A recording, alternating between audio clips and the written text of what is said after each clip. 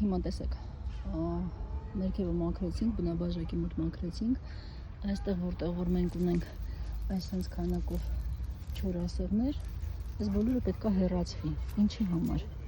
Ինչի համար առհասարակ պետք ամենը ինչ որ կենդանի հյուսվածք չի հեռացնել։ Երբ որ մենք մաքրում ենք, մենք հնարավորություն ենք տալիս օդի նորմալ շրջանառությանը,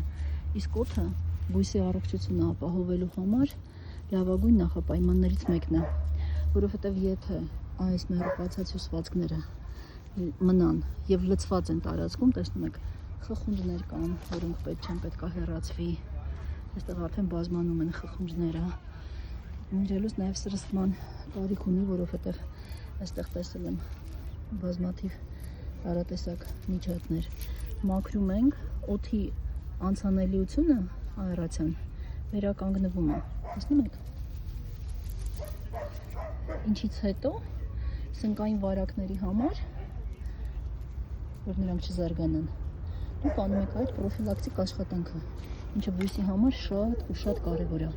ձեր բակում էլ, եթե բույսեր ունեք, այդ չորուկները մեջից միշտ մաքրեք, եթե տույայա բացեք,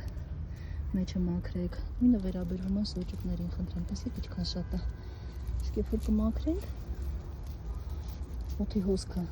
կապահովենք եւ այստեղ արդեն բույսի համար կստեղծվեն անհամեմատ ավելի լավ պայմաններ, լավ շունիկները կռիվ են անում։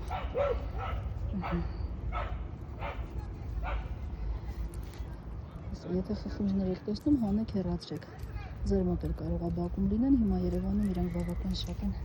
եւ տարածված են։ Այսինքն այս սանիտարական մաքրման աշխատանքները անընդհատ պետք է անել այգում,